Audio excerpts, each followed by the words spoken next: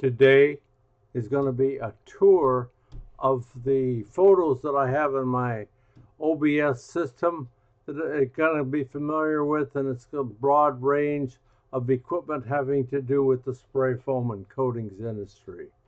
This is my CDS, which is a PLC controlled machine, and you'll notice there on the left hand side that this is set up for 2 hoses and 2 guns capability. There's the capability of it. Okay, my next is going to be my preheater. This shows that these 2 fire rods are not in the product. The 3 back holes and the 3 front holes, which are the B components, have 3 come in, down, over, back up, and out. 3 passes with helix rivet twists to get the flow through, and it is heated by these 2 fire rods or thermal mass, and then also it can be heated by a silicone heating blanket.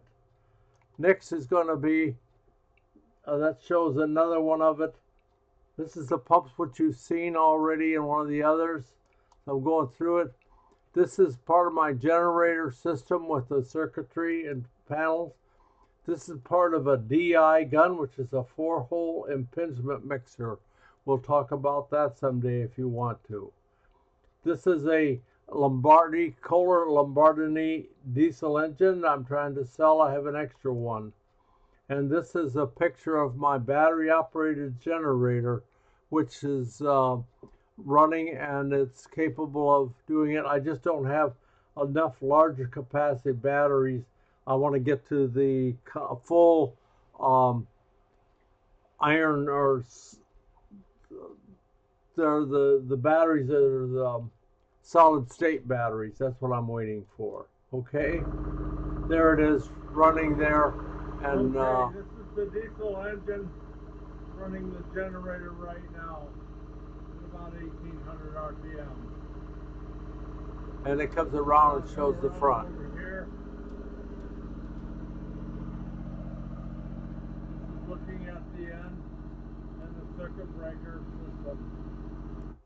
Okay, these are preheaters that I've made just for the other foam people that don't have enough heating capabilities in the industry. I've made several of these, and they've transitioned over the past from a 12-inch heater here to the right, and to the colored full one. That's the 18-inch heater. Your Yeti drinking cups. It's one of these that's keeping all the products heated for the Yeti pouring cups for the insulation in them. This is 3 different types of insulation. There's aluminumized, felt, and foam rubber that heat to control the heat. Now I want you to go in here and see in here. This is where my rig CDS can be mounted on the wall. 1 preheater for both sides. That's what makes it more economical. And these pumps are going off the hoses. These are returned back to the drums. And hydraulic, a little 5-gallon hydraulic system, and then they go forward. This is my rack gun. This is a manual meter, and I'm going to show you a second one. I'll get back to that. This is a rack gun. This is a Deutz diesel that I also have for sale. I got it was too big a motor, and it runs well. Okay, I've went through the guns. This shows a hydraulic drum mixer that you could put on them. So you don't need air to run hydraulic. If you got hydraulics, you can run everything. And this has so much more torque and horsepower. It's unbelievable. It shows you a view of a fire rod with aluminum spiral that goes over it and gives you 400 PSI more pressure in your 1 preheater alone if you use this type of system rather than your springs. Whoops, that was the springs, burnt springs and burnt and everything. It's terrible. And by the time you put the probe through there on top of everything else, you got 100 pounds pressure loss in that 18 inches. And I showed you about this wire, how you can put a thermocouple inside the wire and control it inside the fire rod, not out an outside probe with 50-year technology. Whoops. And here we talked about this, and you can get this document, and it's a Tech Tip G10 Tech Tip on how pressure loss. This is a pretty simple little meter. I've got the meter here. This meter is a meter that I recommended in my document that we posted for the PowerPoint. It's going to be on show at the Spray Foam this year as well. It was in the back room last year, and it was also presented at Spray Foam, the Polyurea show. This is showing the hoses and the screens, and you don't want to be in this scenario where you're contaminating the screens. There's a way to fix this.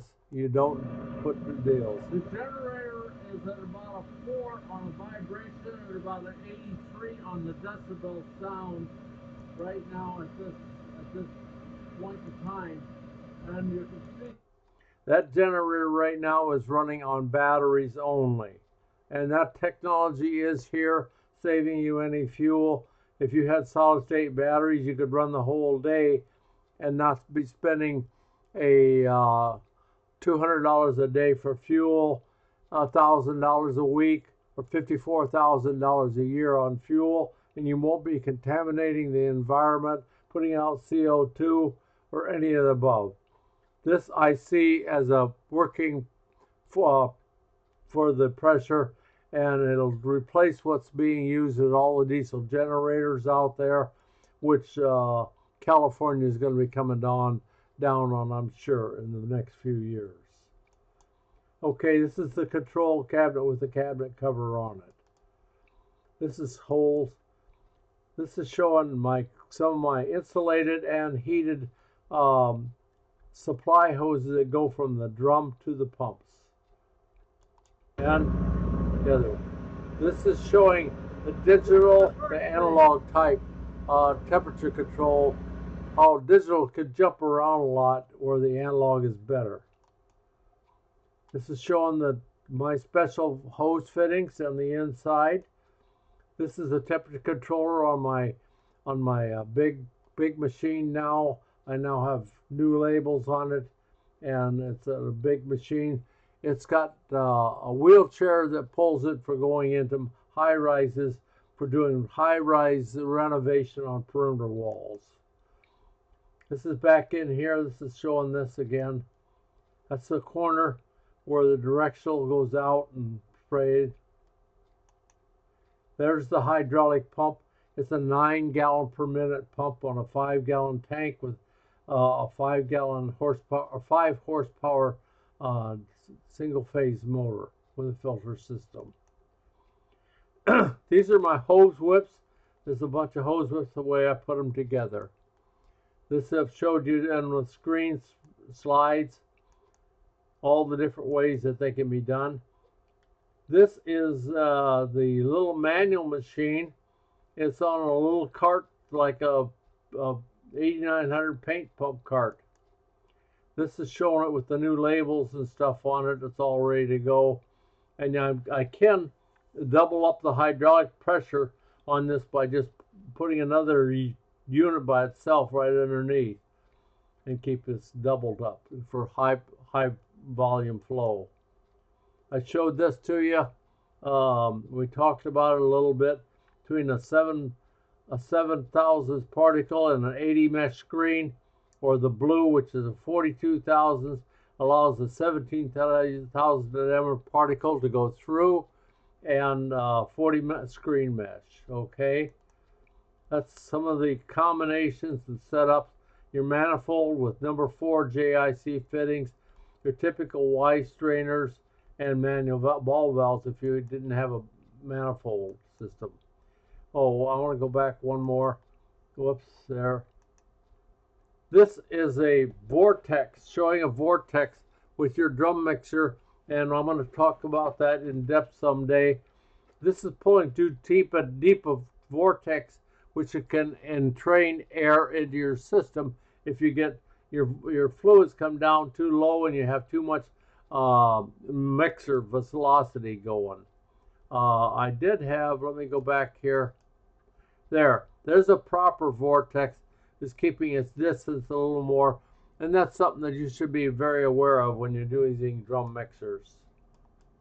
Okay, this is a 42-inch whip by one of my customers.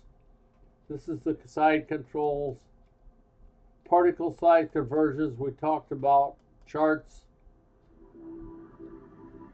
and we go forward. And this is my SPFA multimeter testing document. It's a PowerPoint document that's going to be showed in the breakout sessions at Spray Foam this year in Daytona Beach. And this is a clamp for clamping your pumps and taking them apart, because they'll clamp in the vise like this, and you can take them apart instead of using a pipe wrench and ruining the cylinders and tubes. There's a lot of tools you can do.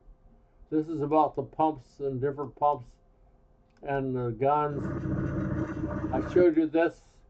This is a silica gel dryer for keeping the moisture out of the ISO drum. And it's a must. It needs to be done. I prefer the silica gel, the size like I make, so that you can take them and rejuvenate the silica gel and keep on going. Okay, Carla, I love this setup. This is a beautiful setup with a mini Y strainers. You can go forever on spraying and not have trouble. This is how the pump loop videos, how the flow should look and work. See how nice that's flowing right through the pump and back out and down into the bottle. And then one thing about this thing, I do not use plasticizers in my product, because plasticizers react with the ISO. That's the most stupidest idea in the world, and I use special chemicals in there. We can get into that later. This is a stepper motor that's used to with a PLC to adjust the flow of my CDS pumps, because remember, my pumps are completely independent pumps. And this is the beginning. This is one of the stepper motors on my big system. This is what I recommend if you gotta use all these damn transfer pumps, excuse my French, and ways it should be done. If you go to transfer over, that you come up out of the top and around for going in, filling another drum, and there's different combinations of these to properly do it for your drum management system. Okay, this is our final, Derek. This shows the valve is showing at 0%. It's closed. Okay, I'm going to start opening it. 7, 8, 10, 15, 20, 25%. And this is showing what I've done in programming, so that I even know how much my valves are open and closed. Because without knowing that, you don't know what's going on, and your flow rater could get off. This is how my pumps can save room. This is the pump loop system. This is the stepper motor that controls the flow of this pump. And this is how neat and clean. They're mounted right on the walls, and makes the trailer very neat. This is a big exploded view of the Y strainers and how they function. So with that, I'd like to better do for today, and I've given you an idea of many things topics that we can talk about, to say the least, and I haven't got into. Contact me if you want to find out more about different things. Thank you, and have a great evening.